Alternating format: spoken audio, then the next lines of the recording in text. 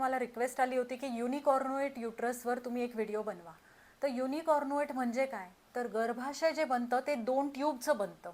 पोटाच्या दोन्ही भागाकडून ट्यूब्स येतात, त्याला मुलेरियन डक्ट असं म्हणतात.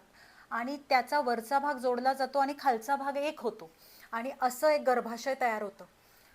हे गर्भाशय तयार होताना असं समजा की एक साईडची ट्यूब आहे ती डेव्हलपच नाही झाली आणि दुसऱ्या साईडची डेव्हलप झाली, तर असं एकाच बाजूचं गर्भाशय बनतं. त्याला युनिकॉर्नुएट युट्रस असं म्हणतात. माझा मुलगा 18 वर्षाचा आहे आणि काही मला कुठे प्रॉब्लेम आला नाही, प्रेग्नन्सीमध्ये डिलिव्हरीमध्ये कुठेच नाही. आणि माझा मुलगा 18 वर्षाचा झाला, एका लॅप्रोस्कोपी दरम्यान मला कळलं की मी जन्मतःच माझं स्वतःचं युनिकॉर्नुएट युट्रस आहे, एकच ट्यूब मला आहे, पण मला प्रेग्नन्सीमध्ये कुठे प्रॉब्लेम आला नाही. त्यामुळे युनिकॉर्नुएट युट्रस आहे म्हणून तुम्ही लगेच घाबरून जाऊ नका. तुमचं जर ते एकही ट्यूब हेल्दी असेल, तुम्हाला नक्की प्रेग्नन्सी होईल. अशा बऱ्याच मुली माझ्याकडे आल्या ज्यांची ट्यूब हेल्दी नव्हती, त्या ब्लॉक झालेली होती. त्यांना आम्ही IVFद्वारे प्रेग्नन्सी दिली आणि सक्सेसफुली पहिल्या सायकलमध्ये त्यांना प्रेग्नन्सी राहिली, छान त्यांची डिलिव्हरी पण झाली. तर त्यामुळे युनिकॉर्नुएट युट्रस आहे म्हणजे बाळ होऊ शकत नाही, तर हा स्ट्रेस घेणं तुम्ही बंद करा.